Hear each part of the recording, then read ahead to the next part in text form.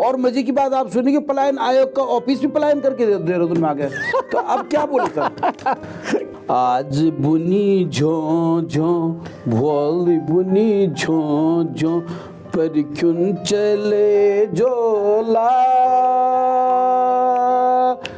Station से न पहुँचे दे माला, वीराना हुए जोला। Everything is in the mountain. जी So what special thing will you do जी by going there? और उस पंचायत की ये सब सदस्य हैं, हाँ 70 के 70 में से एक भी अगर बोल दे खड़ा उठ करके कि यार हम तो गैरसैंण राजधानी बनाना चाहते हैं और उत्तराखंड पलायन इतना। नमस्कार, आप देख रहे हैं उत्तराखंड टाइम। हमारे इस पहले एपिसोड में आपका स्वागत है। पहले एपिसोड में मतलब हमारी बात हमारी मांग को लेकर के हमारा ये एपिसोड शुरू हो रहा है और इस शुरुआत में हमने उत्तराखंड के जाने माने पत्रकार पुष्कर सिंह नेगी को हमने बुलाया है। साहब स्वागत है आपका हमारे स्टूडियो में। हमारी बात हमारी मांग जी सर का पहला विषय है पलायन की जो समस्या उत्तराखंड में है। पलायन तो एक नैसर्गिक जी जी एक्टिविटीज है प्राणियों की, लेकिन पर जिस तरह की क्रिटिकल जो दौर आ रहा पलायन का उत्तराखंड को लेकर के बेसिकली, तो आप पलायन को कैसा देख रहे हैं? देखिए पंचोली साहब, पलायन तो देश और दुनिया की आज बहुत एक जटिल समस्या बन चुकी है जी। और पलायन मैं सोचता हूँ खाली उत्तराखंड की समस्या, पूरी देश दुनिया में पलायन है। पर आज हम उत्तराखंड पे बात करेंगे। उत्तराखंड पलायन अगर आयोग की अगर रिपोर्ट को हम पढ़े या देखा, मैंने समझा लगभग 2017 में इसका गठन हुआ था पलायन आयोग। जी 2017 में इसका गठन हुआ था और उसके बाद से अब तक लगातार पलायन हो रहा है। रिवर्स पलायन तो हो ही नहीं रहा, पलायन हो रहा खाली। लगभग हमारे उत्तराखंड से 4 से 5 लाख लोगों ने पलायन कर दिया है। लगभग 4,500 गांव भूतिया गांव हो गए। ये पलायन आयोग कहता है। पलायन आयोग कहता है। और पौड़ी और अल्मोड़ा 2 ऐसे डिस्ट्रिक्ट है उत्तराखंड में जहाँ सबसे ज़्यादा पलायन हुआ है। और पलायन आयोग का ऑफिस भी पौड़ी में बनाया गया था। और मजे की बात आप सुनिए कि पलायन आयोग का ऑफिस भी पलायन करके देहरादून में आ गया।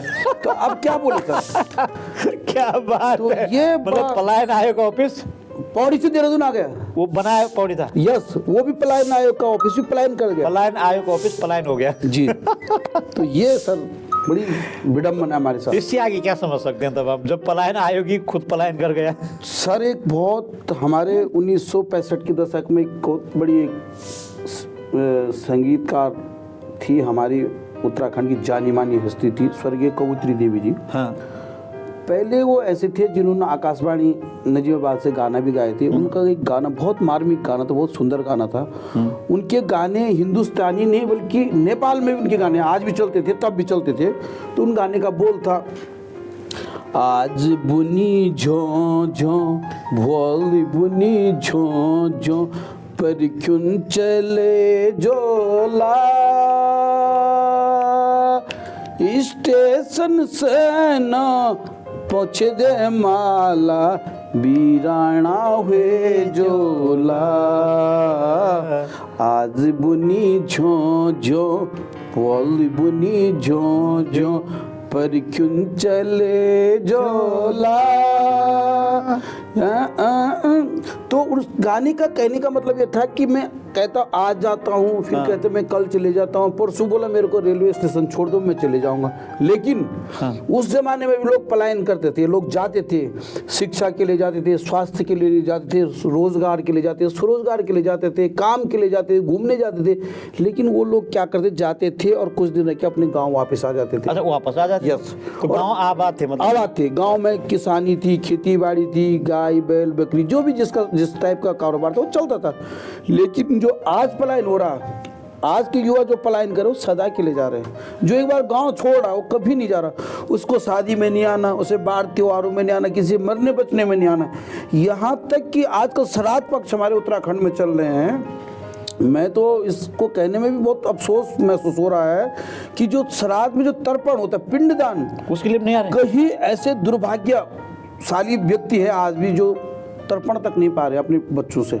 क्योंकि वो बच्चे आने ही नहीं चाहते पहाड़। अच्छा, पत्रकार टू द पॉइंट बोलता है जी। तो आपने ये सब जो दर्द देखा है जी, जी, जी। और बहुत कम समय में आपने बोला, तो जी। क्या है समस्या, क्या है वो बीमारी है क्या ऐसे? नहीं सर, देखो संकट तो बहुत बड़ा है देखा जाए। देखो हमारे जो पहाड़ों में शिक्षा नहीं है, स्वरोजगार नहीं है, रोजगार नहीं है, स्वास्थ्य नहीं है, संसाधन नहीं है, तो लोग अपनी तरक्की के लिए तो बाहर तो जाएगा। पर ये 24 साल में कुछ भी नहीं हो पाया। 24 साल में हमने वही देखा, 24 साल में जो अब तक डेवलपमेंट हुआ है, सिर्फ 2 से 3 जिलों में डेवलप हुआ, देहरादून, रुद्रपुर और थोड़ा बहुत जो ये है, उसके बाद हरिद्वार, 3 जिलों में विकास हुआ साहब। अरे बाकी 9 जिले तो बुरी हालत है भाई साहब, 11 जिलों में तो बुरी हालत है। अच्छा, 10 जिले तो बिल्कुल आज भी विकास के लिए तरह से विकास पहाड़ चढ़ ही नहीं रहा, वो तो प्लेन प्लेन घूम रहा विकास। क्यों? ये तो कह रहे थे धामी जी तो बहुत भाषण है, मैंने ये सब, ये तो आंकड़ों की बात है, ये तो आंकड़े क्या है क्या नहीं है। लेकिन आज पहाड़ की स्थिति पहाड़ जैसी है। पहाड़ में न तो बिजली टाइम पे आती है, न वहाँ सड़क है, न स्वास्थ्य है, न डॉक्टर, मास्टर और डॉक्टर पहाड़ में रहना नहीं चाहते। सरकार ने कई कोशिशें कर दी, वहाँ संसाधन ऐसे है, लोगों का स्टेटस सिंबल के या वहाँ की जो समस्या है या आर्थिक समझ लीजिए, लोग सब हर कोई देहरादून होनी खानी देहरादून सब भी धाड़ी देहरादून। एक नेगी जी हमारे उत्तराखंड के सम्राट है, हमारे उत्तराखंड के बहुत बड़े सिंगर हैं, उन्होंने एक गाना गाया था, सब कुछ देहरादून है, होनी खानी देहरादून, सेनी खानी देहरादून, हर कुछ देहरादून, घी की मानी देहरादून, गांव में अगर घी हो रहा है वो भी उसको भी उठाकर देहरादून, तो सब कुछ देहरादून। पत्रकार पुष्कर नेगी क्या वापस जाएंगे? यस, मुझे लग रहा है कि मेरा जो अभी स्ट्रगल पीरियड है वो चल रहा है अभी, और आने वाला टाइम पे तो पहाड़ जाना पड़ेगा। पहाड़ तो हमारे लिए ऑक्सीजन है, और पहाड़ में सारे संसाधन उपलब्ध है। उत्तराखंड एक ऐसा राज्य है हिमालय राज्यों में जी, कि जिसके पास सब कुछ है, बिजली, पानी, सड़क, शिक्षा, स्वास्थ्य, पर्यटन, टूरिज्म, सब कुछ है, तीर्थाटन, सब कुछ है। सिर्फ नहीं है तो हमारे पास एक समुद्र नहीं है, लेकिन हमारे पास समुद्र बनाने की मशीन है, नदियां हमारे पास है, हमारे पास नदी है, वो नदी जो समुद्र बना सकती है। तो मेरा कहने का मतलब ये कि उत्तराखंड के पास सब कुछ है, लेकिन तब भी उत्तराखंड में आज पूरी दुनिया उत्तराखंड आना चाहती है। उत्तराखंड में इतना बड़ा कारोबार हो सकता है, लेकिन उत्तराखंड में सिर्फ जरूरत है या अच्छे सुशासन की, अच्छे सिस्टम की, अच्छे पॉलिटिकल सोच की और फाइनेंस की, और यहाँ के युवाओं को स्किल्ड बनाने की। उत्तराखंड सब कुछ कर सकता है भाई साहब। तो ये बड़ी बात है कि आप वापस जाएंगे, ये तो बड़ा। हाँ यस, मैं जाऊँगा, वापस जाऊँगा। Everything is in the mountain. जी। So what special thing will you do? जी। By going there? यस। तो क्या करेंगे मतलब वहाँ पर जाके? नहीं देखो सर, हमारे जो गवर्नमेंट, चाहे स्टेट गवर्नमेंट चाहे सेंट्रल गवर्नमेंट में क्या होता है कि 60 साल के आसपास रिटायरमेंट होना पड़ता है। अच्छा, उसको कर दिया जाता है। अब तो एक नया ट्रेंड चल रहा है उत्तराखंड में, BRS ले लेता है एक आदमी 1-2 साल पहले। BRS इसलिए लेता है, उससे लगता है कि 60 साल में मैं ट्रांसफ़र हो जाऊंगा, सॉरी रिटायरमेंट हो जाऊंगा, तो मेरे को कुछ नहीं मिलेगा। तो उत्तराखंड में आजकल आयोग, सलाहकार, तो इस टाइप की पोस्टें क्रिएट की गई है जो ब्यूरोक्रेट्स है, उन्होंने अपनी सुविधा के लिए। तो वो 1-2 साल पहले ट्रांसफ़र रिटायरमेंट लेता है, वो सलाहकार बन जाता है। लेकिन प्राइवेट सेक्टर में तो ऐसा नहीं, 60 साल के बाद तो ट्रांसफ़र क्या, रिटायरमेंट होना ही होना है। तो हम 50-60 साल के बाद तो हमको पहाड़ जाना पड़ेगा। और मैं तो सोचता हूँ कि विकास के या दूरगामी परिणाम देखिए कि अब हमारे यहाँ ऋषिकेश कंडवार रेल लाइन जा रही है, लगभग उसका 75% काम हो चुका है। तो मुझे लगता है कि पहाड़ में विकास चढ़ने की कोशिश करेगा, और हम पहाड़ जाएंगे। मेरा घर तो बगल में रेलवे स्टेशन का, तो मैं तो पहाड़ जाऊंगा, मैं तो जाऊंगा। हाँ, मेरा करियर फ्यूचर का जो मेरा सबसे बड़ा अगर टारगेट है तो मेरा उत्तराखंड में अपने गांव है। लोग कहते हैं ना कि पुष्कर सिंह नेगी जब दिन भर तो पत्रकारिता के लिए भटकते रहते हैं, ये खबर वो खबर, शाम को जब कमरे पे आते हैं तो आप हारमोन निकाल करके फिर हाँ सर, ये दर्द है। रामला के चौपाए और गढ़वाली गाने गाते रहते हैं। सर ये प्रेजेंट बॉडी एब्सेंट माइंड क्या होता है सर, कि गांव की याद तो हमारे रग रगों में, क्योंकि हमारा बचपन, हमारी जो खट्टी मीठी यादें, गाँव की सब बड़ी बुरी चीज़ें, गाँव की गरीबी, गाँव की दोस्ती, गाँव की रामलीला, गाँव के शहर, सब की हवा में आकर के हम भूल जाते हैं। लेकिन जब गांव से हम कनेक्ट रहते हैं, गांव जाते हैं, मैंने गांव में शादी ब्याह फंक्शन प्रोग्राम होता है तो याद आती है। तो गांव के तरफ प्रेजेंट बॉडी एब्सेंट माइंड, हमारा खाली यहाँ बॉडी है, माइंड तो हमारा पहाड़ में सर आज भी। और पहाड़ भला कर सकता, हमारे पहाड़ में सब कुछ है। तो रिवर्स माइग्रेशन अगर कोई करके दिखाएगा तो Pushkar yes I can do it, मैं करूँगा। It's okay. मेडिकल साइंस कहता है कि दिल्ली में 40 से 50 साल के बाद रहने की जगह नहीं है। तो वो अच्छा। सब कहाँ आएंगे? वो सब पहाड़ में आएंगे। इस देश में जब जब बीमारी, दुख, तकलीफ, गरीबी, अज्ञानता और तमाम बीमारियां आएगी तो लोग शांति लेके आएंगे, हिमालय की तरफ आएंगे। और हिमालय कहाँ है? हमारे पहाड़। अच्छा, हिमालय की तरफ आएंगे। तो आप इसको दोषी किसको मानते हैं? क्योंकि पलायन पहले भी होता था राज्य बनने से पहले, राज्य बनने के बाद और तेजी से हुआ। देखो हमारे सरकारों ने ढंग से बींगा नहीं मतलब समझे नहीं। गढ़वाली में बींगा बींगा नहीं, वो समझ में हम बोली गैर सेण उन सूड़ी दे अगर वो हिंदी का गाना हो तो क्या पता समझ जाते हैं। लेकिन हमारे जो नेगी जी है, गढ़ रत्न नेगी, उन्होंने वो गाना गढ़वाली में गाया, अगर वो हिंदी में गाया हो तो क्या पता भीग जाते हो। उन बोले हम बोली गैर सैण ऊन सूणी देहरादून, सब भी धाणी देहरादून, होनी खानी देहरादून, घी की मानी देहरादून। तो मतलब तो कंदोड़ खराब हो गया। हाँ, वो तेरा उनके कानों में भी थोड़ा प्रॉब्लम रही, वो भाषा का भी, लैंग्वेज का भी।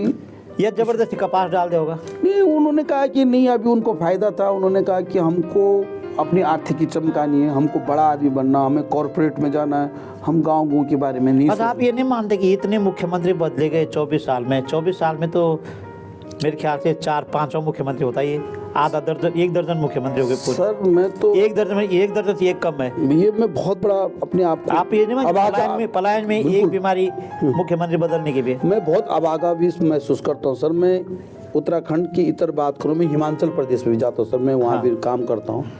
मैंने वहाँ भी देखा जब YS परमार थे, वहाँ वीरभद्र सिंह मुख्यमंत्री थे, वहाँ का और यहाँ का मतलब लगभग मुख्यमंत्री तो लगभग इतने ही बने होंगे, थोड़ा वहाँ कम है। वहाँ का तो खैर बहुत बड़ा इतिहास है।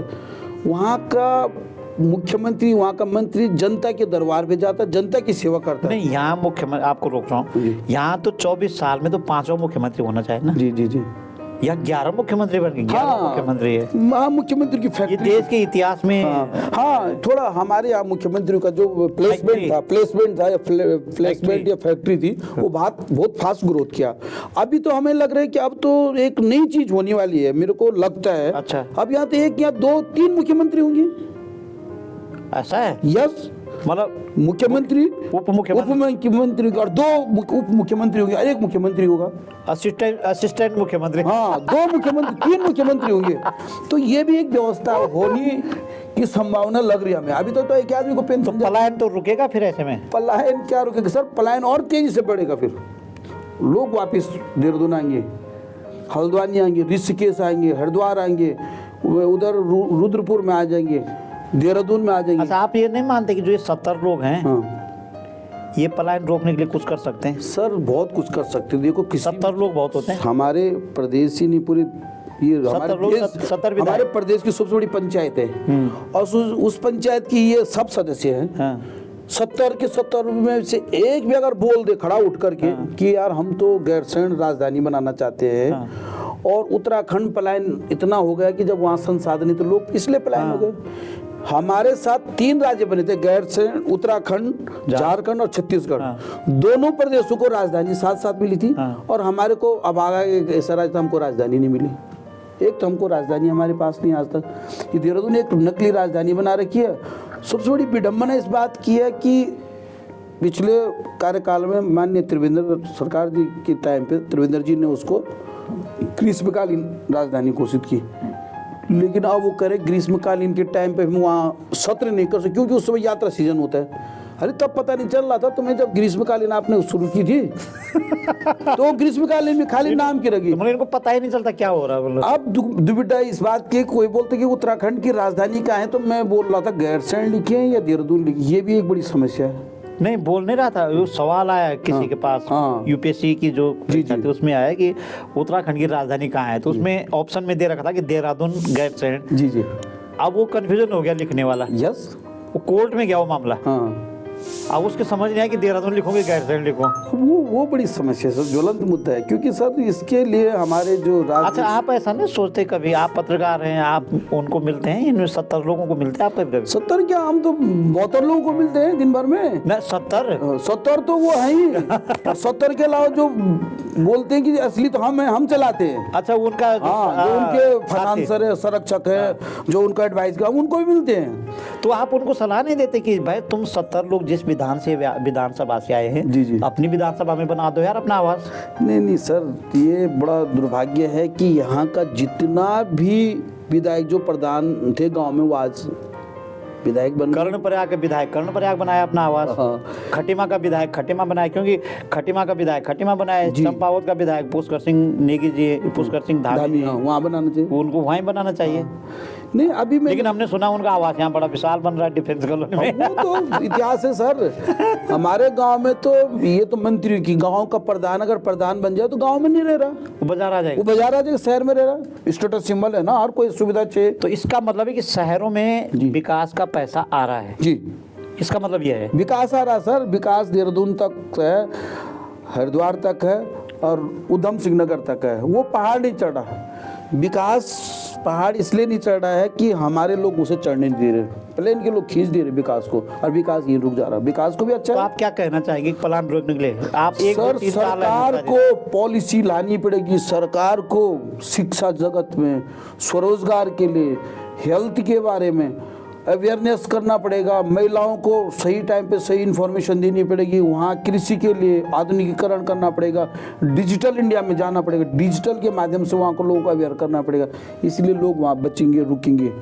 अरे सर, मैं तो कह रहा हूँ कि कहीं कहीं ऐसे गाँव है जहाँ एक दो फैमिली में लोग रह गए, पूरे गाँव खत्म हो गया। अब कौन लोग रह रहे वहाँ? नेपाल के लोग रह रहे। एक दिन ये स्थिति हो जाएगी कि कई जगह आपने देखा कि वहाँ के गाँव के जो प्रधान होते हैं, मुखिया, वो नेपाली बने हुए हैं। तो इसीलिए बने, जब वहाँ पलायन हो गए सब, वहाँ लोकल है। वो तो यहाँ नगर निगम में भी वार्ड मेंबर हाँ, ये तो शहर में थोड़ा, यहाँ तो संख्या बल ज़्यादा है, तो ये वो तो चल जाता है। यहाँ शहर में तो तमाम किस्म के लोग हैं। यहाँ कुछ मिलिट्री वाली रिटायरमेंट नेपाली है, तो कई लोग हैं, ये हो सकता है।